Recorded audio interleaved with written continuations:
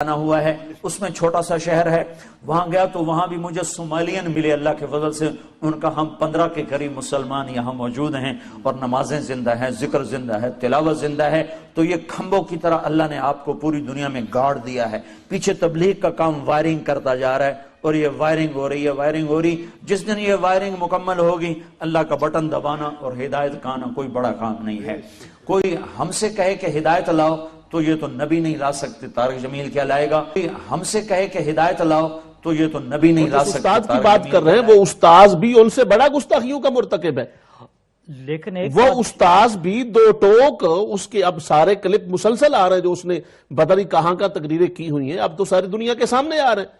وہ خود کہتا ہے کہ نبی ہدایت نہیں دے سکتا، خود قرآن مجید نے کہا اِنَّكَ لَا تَهْدِي إِلَىٰ صِرَاطٍ مُسْتَقِيمٍ۔ وہ استاذ یہ کہہ رہا ہے کہ نبی بھی ہدایت نہیں دے سکتا، دو ٹوک طریقے سے استغفر اللہ۔ قرآن مجید میں اِنَّكَ لَا تَهْدِي إِلَىٰ صِرَاطٍ مُسْتَقِيمٍ ایک منکر قرآن ہو کر اور قرآن مجید کی صریح تعلیمات کی خلاف ورزی کر رہے ہیں، اور ہم اس بات سے شرپسندی کوئی اپنا کرے گا یا باہر کا کرے گا، امپریشن کس بات کا نام ہے؟ ہزاروں لاکھوں امپریشن سرکار کے قدموں کی دھول پر قربان۔ بالکل ہم کیا کہہ رہے ہیں؟ ہم یہ کہہ رہے ہیں بندہ غلطی کر سکتا ہے، اس کا مطلب ہے بندے سے غلطی ہوتی، آپ جائیں گاڑی ٹکرا دیں، آپ جائیں کسی کو جو مرضی ہے کہہ دیں، تو آپ بعد میں کہنا کہ ٹھیک ہے جی میں نے معافی مانگ لی۔ آسان تو ایک کلپ نہیں ہے، ان کی تو اب سارے کلپ ہی کلپ ہو گئے ہیں، سوشل میڈیا بھرا پڑا ہے ان سے، اور اس کے جو منٹور ہیں اور اس کا استاد ہے اس سے۔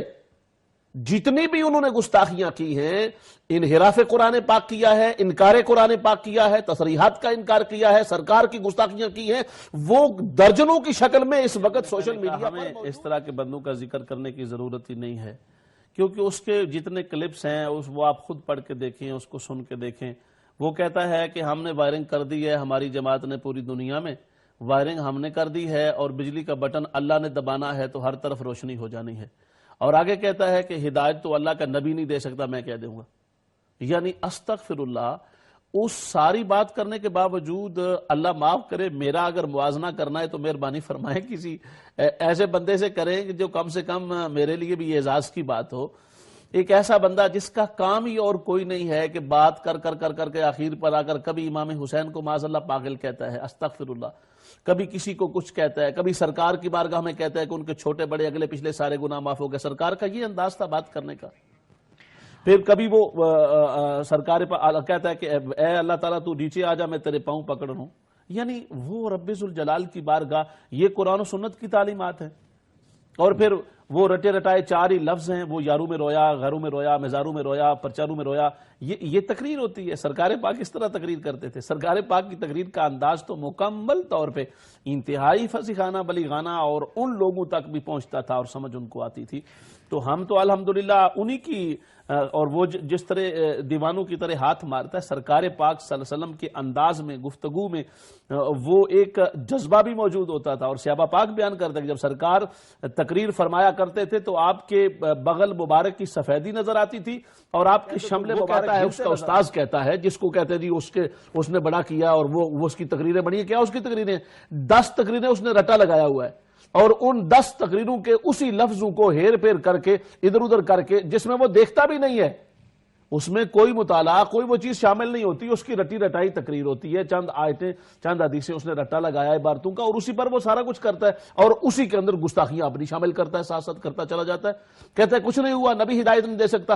سیدنا ابو ہریرہ رضی اللہ تعالیٰ عنہ نے اپنی والدہ ماجدہ کے بارے میں کہا تو سرکار نے کیا فرمایا کہ ٹھیک ہے دعا کرتے ہیں۔ فرمایا جاؤ ابو ہریرہ پہ دیکھتے ہیں کہ تیرے گھر پہنچنے سے پہلے تو پہلے پہنچتا ہے یا میرے دعا کے نتیجے میں جو میں نے تیرے لیے کر دی ہے، امر کر دی۔ سل ربیہ مانگ، کیا مانگتا ہے؟ سرکار حضرت ابوبکر صدیق رضی اللہ تعالیٰ عنہ سے فرمایا سل یا ابا بکر، ابو بکر مانگو، کیا مانگتے ہو؟ کیا نہیں ملتا سرکار پاک کے در سے؟ تو آقا صلی اللہ علیہ وسلم جو اتنا بڑا خزانہ ہے رب ذوالجلال کی رحمتوں کا، برکتوں کا، نعمتوں کا اور سعادتوں کا، ان کو آپ کہہ رہے ہیں کہ وہ کچھ کر ہی نہیں سکتے، وہ بھی ہدایت نہیں دے سکتے۔ استغفر اللہ، قرآن کہہ رہا ہے اِنَّكَ لَا تَهْدِي إِلَىٰ صِرَاطٍ مُسْتَقِيمٍ۔ تو آپ نے قرآن مجید کو پڑھا نہیں ہے۔ اگر وہ کہتے ہیں اتنا بڑا مبلغ ہے جی، اسمبلی میں جا کے تقریریں کرتا ہے، فلان جا کے تقریریں کرتا ہے، یہ کرتا ہے، اس نے یہ آیت نہیں پڑھی ہے، میں اپنے محترم بھائیوں اور بہنوں سے یہ عرض کرنا چاہتا ہوں جو ان کی وکالت کر رہے ہیں، اور ان کو عرض کرنا چاہتا ہوں کہ ایسی وکالت مت کرو، ایسے لوگوں سے فیور نہ کرو۔ جو سرکار پاک کا وفادار نہیں ہو سکتا وہ کسی کا وفادار کیسے ہوگا؟